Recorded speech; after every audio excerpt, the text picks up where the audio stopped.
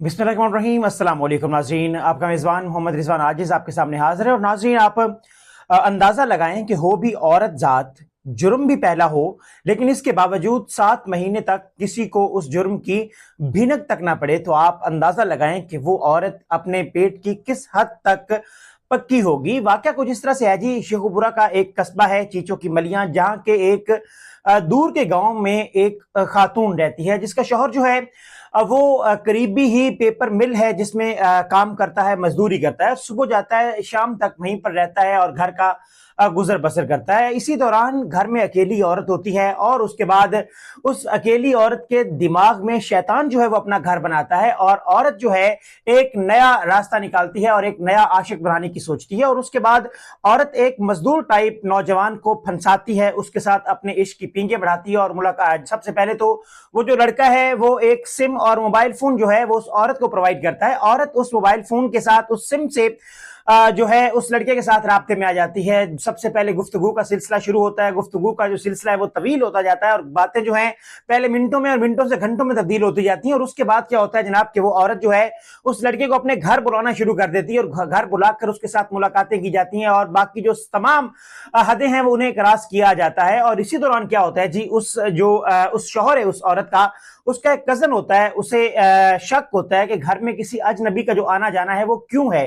तो वो एक दिन रंगे हाथों दोनों औरत और उस लड़के को रंगे हाथों पकड़ लेता है और उनको रंगरलियां बनाते हुए पकड़ता है और उसे औरत को धमकाता है। धमका कर उसको उसके शौहर को बताने की धमकी देता है कि मैं तमाम वाकया जो है उसके शौहर को बता दूंगा, या इस काम से बाज आ जाओ या फिर मैं उसको बताता हूं और तुम्हें तलाक दिलवाता हूं। उसके बाद क्या होता है जी, औरत इस बात को बर्दाश्त करती है। बर्दाश्त करने के बाद फोन पे राब्ता जो है, बाज तो उसने क्या आना था, फोन पे राब्ता जो है वो उसी तरह जारी रखती है, लेकिन ताहम मुलाकातें जो है उनका सिलसिला थम जाता है। उसके बाद क्या होता है, औरत जो है वो सोचने लगती है, दिमाग लड़ाती है किसी तरह से अपने देवर को यानी अपने शौहर के कजन को रास्ते से हटाया जाए। और उसके लिए एक भयानक किस्म की स्टोरी जो है वो बनाई जाती है, प्लानिंग की जाती है, भयानक किस्म का जुर्म जो है उसे सरजद करने की, उसे अंजाम तक पहुंचाने की। और जुर्म क्या होता है जी, वो सबसे पहले कन्विंस करती है अपने आशिक को, जो पहले इनकार करता है, तैयार नहीं होता, लेकिन उसके बाद वो तैयार हो जाता है। इश्क की मजबूरी समझ लें, अपने महबूब की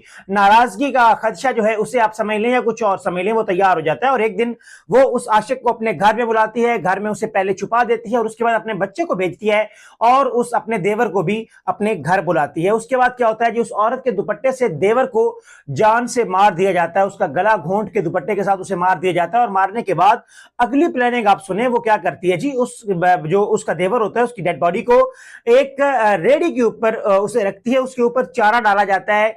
चारा डाल के जो पट्टे होते हैं जानवरों के उन्हें डाला जाता है और उनके नीचे उसे अच्छी तरह से छुपा दिया जाता है डेड बॉडी को, और करीबी जो नहर है वहां पर ले जाया जाता है और बड़े तरतीब और सलीके के साथ उसकी डेड बॉडी जो है उसे नहर बुर्द कर दिया जाता है। उसके बाद क्या होता है जी, जो घर वाले हैं उसके लड़के के, उस नौजवान के, उस बदनसीब मकतूल के, वो जो हैं शोरो होगा करते हैं, बहुत कुछ करते हैं, तलाश करने की कोशिश करते हैं, लाहौर तक तलाश किया जाता है, रिश्तेदारों के घरों तक तलाश किया जाता है, लेकिन उसने नहीं मिलना था, ना मिला, क्योंकि उसकी डेड बॉडी तो नहर बुर्द हो चुकी होती है।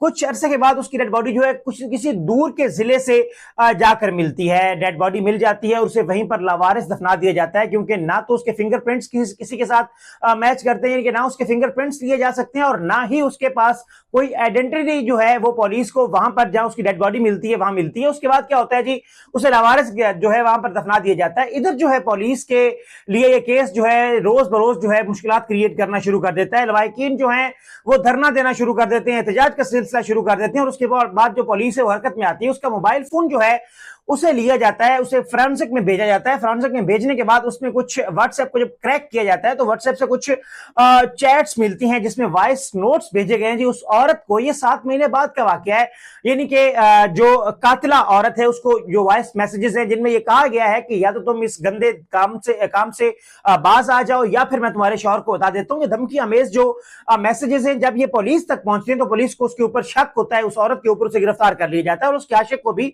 गिरफ्तार कर लिया लिया जाता है। पहले तो ये जो है दोनों एक दूसरे के ऊपर फेंकते रहते हैं, डालते रहते हैं कि ये औरत कहती है कि आशिक ने मारा है, आशिक कहता है कि माशूक ने मारा है, और इस तरह ये सिलसिला कुछ 1-2 दिन तक चलता है। उसके बाद पुलिस जब थोड़ा सा जोर डालती है तो तमाम हकायक जो हैं वो सामने आ जाते हैं। स्टोरी का मकसद ये है कि आप खुद अंदाजा लगाएं कि 7 महीने तक अगर वो मोबाइल के चंद एक वॉइस नोट्स जो हैं वो ना मिलते तो शायद हो सकता था कि ये कत्ल जो है इसका सुराग बिल्कुल ना मिल सकता। लेकिन वो कहते हैं ना कि जो कत्ल है वो छुपाए नहीं छुपता, और वो जो है इस मौका पर बात जो है मुकम्मल तौर पर सच साबित होती है, क्योंकि इन्होंने जितनी भी कोशिश की, जिस तरह से ये मजबूत रहे अंदर से, लेकिन आखिरकार मकतूल को इंसाफ मिल गया और ये कातिल जो है वो पकड़ लिए गए, गिरफ्तार कर लिया गया और अभी इनको जुडिशियल कर दिया गया, इनके जेल भिजवा दिया गया है फर्दर प्रोसीडिंग के लिए।